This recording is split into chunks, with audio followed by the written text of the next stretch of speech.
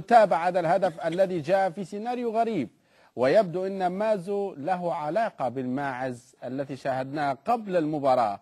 هذا هو مازو يسجل الهدف الأول للنيجر، وها هي الماعز يا مازو. عموما 1-0 للنيجر. كابتن حازم، نتيجة غريبة جدا، بس الأداء يعني لازم يوصل للنتيجة دي بصراحة. يعني احنا قلنا قبل الماتش حاجات كتير قوي المنتخب مصر لازم يعملها، مفيش ولا حاجة اتعملت خالص من اللي احنا قلناه او من اي حد لازم يقوله في مباراة زي دي. لازم تنزل تكسب، يبقى عندك الحافز، عندك ضغط، عندك قوة بدنية، عندك معدلات جري كتير. ما شفناش حاجة للأسف، مع ان انا شايف فرقة النيجر سابلك مساحات كتير قوي في نص الملعب. يعني لو الحارس ابو تريكة بيستلم عنده 3-4 متر حواليه فاضي، ودي حاجة صعب يلاقيها في ماتش مهم، لكن ما حدش بيخدم عليه. نعم. الثنائي نص ملعب احمد فتحي. شاهد ملخص هذا الشوط يعني الاول، هذه الفرصه اللي في الاول 10 دقائق دي يعني بتدل على ان في بص مساحات النيجر عامله ازاي. انت بتلعب دي عامله زي كان لازم، انا رايي كان خدها فيرست تايم برجليه مش لسه هيباصي.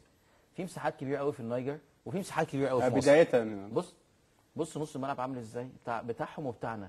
بس انت بتلعب على مكسب، لازم تستغل المساحه دي كلها في اي هجمه. بص دي حاجه ما تلاقيهاش ماتش او مع فرقه كبيره او مع فرقه محترمه تروح دي. لو خدها فيرست تايم على الاقل ممكن في 3 خشات ممكن تبقى هجمه او تبتدي خطوره على مرمى النيجر. نفس الكلام الكره دي، التغطيه العكسيه، كله بص على الكره وسايب بص ابو تريكه لوحده خالص. لو لعب بالعرض ففي عندهم اخطاء لازم نستغلها. احنا ما استغلناش اخطائهم، هم استغلوا اخطائنا. هم استغلوا ان احنا بنلعب ما فيش ضغط خالص نص الملعب. النهارده اي فرقه المقياس بتاعها ان هي لعيب كويسه هي نص الملعب. وسط الملعب بتاعنا حسام غالي واحمد فتحي. بص المساحات عامله ازاي، دي اللي بتكلم عليها. لازم نستغل يا جماعه المساحات دي. انت عمرك ما بتلاقي فرقه بتسيب لك المساحات دي كلها. لو لعب صح وحسام غالي يزيد في الناحيه الهجوميه مع ابو تريكه، او احمد فتحي يزيد في الناحيه الهجوميه مع ابو تريكه، او الطرف اليمين يزيد او الطرف الشمال، ما تعتمدش على 3 بس، على 5، رغم ان الثلاثه المفروض بقدراتهم يبقوا احسن من ال5، لكن برضه في الاخر انت بتلعب في عدديه زياده. لكن انا شايف مش صعب انك تكسب، لكن انت مش عايز تكسب لان اولا حسام غالي فتحي يعني يمكن انا حسام غالي لعيب نص ملعب شفته في المباراه 3-4 لمسات، مع ان لعيب نص ملعب ده لازم يبقى هو نجم المباراه، يعني اكتر واحد طالع في الصوره. احمد فتحي مايل قوي ناحيه اليمين وعمال بيدافع ما بيهاجمش. لازم يحصل تغييرات هجوميه.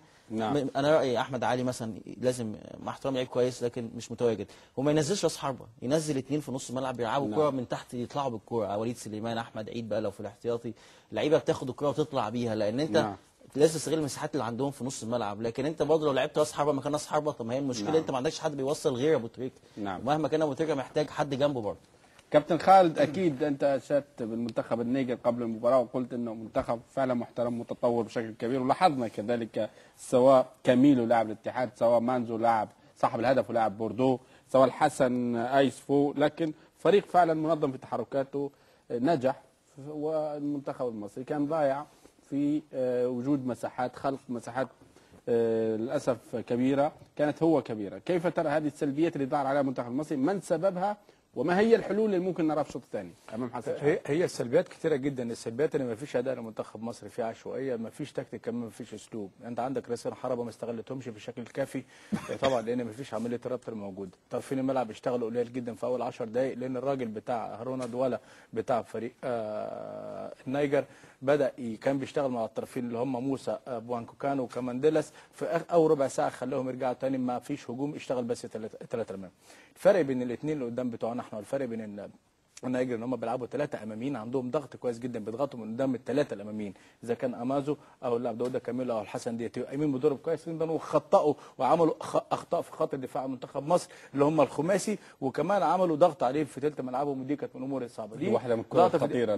نعودها مره ثانيه، معلش ياسر، الكره الماضيه اللي بالراس دي من الكور الخطيره اللي احنا طلبناها. حته التحرك كمان ورا الاجنبي اللي اتكلمنا عليها، قلنا ورا احمد المحمدي هيبقى في خطوره، لازم في حد يغطي. نفس الموضوع كمان ورا عبد الشافي، الضغط موجود عليه من امازو وموجود عليه من الحسن دياتي وداوود كاميلو. انتشارهم في الملعب افضل يا كابتن حازم، سرعتهم افضل بكتير جدا. الفارق بين لسان عبد الكريم احد لاعبي الارتكاز بالنسبه لفريق النيجر ووسط ملعب منتخب مصر فرق كبير جدا. لاحظ الكره هذه اتكت من الوسط. بص وسط الملعب حتى هتلاقي الضغط بتاعه ضغط ضعيف، مش الضغط اللي فيه الحمل، مش الضغط اللي فيه حته ان انا عاوز اخلص. بص هتلاقي فيه مساحات كتير موجوده كمان في الخلف بتاعت وائل جمعه محمدي، ما فيش اي التزام. حته خط الدفاع عبد الشافي اللي عامل التغطيه العكسيه، ودي مش 4 4 2 3 5 2، المفروض يكون الليبر هو فتح الله. دي كلها امور ملخبطه او معامله عشوائيه في اداء منتخب مصر. يمكن قلت لك الفرق بين لسان عبد الكريم وخط وسط منتخب مصر فرق شاسع. لسان عبد الكريم عمل اكتر من 15 كره ما فيش منهم بيس باص واحد. دي الكرات اللي بنتكلم عليها دايما، الليبر هو اللي مغطي، ولكن برضه الضغط بتاع طرفين الملعب اذا كان امازون وداود كاميلو ضغط من ثلث ملعب منتخب مصر، وده اللي تعب منتخب مصر من البدايه. يعني فاجئك بهجوم اكتر ما هو فاجئك بالنواحي الدفاعيه. وسط ملعب كمان المنتخب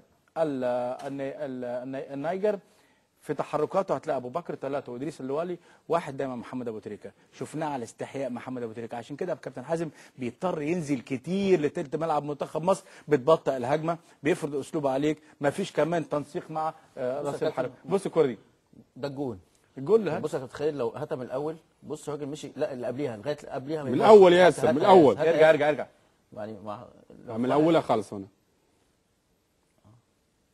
الكوره كانت معانا وسهله جدا، يعني ما فيهاش اي مشكله، الدنيا معاك سهله الكوره، بس هم بيضغطوا حصل صح. بس بص يعني في ضغط هتلاقي في الكوره اللي بتبقى من بص دي بص دي لوحده خالص، مش دي فن، ده مهاره كره قدم بتوقف احمد علي حصلت انها غلط احمد علي غلط.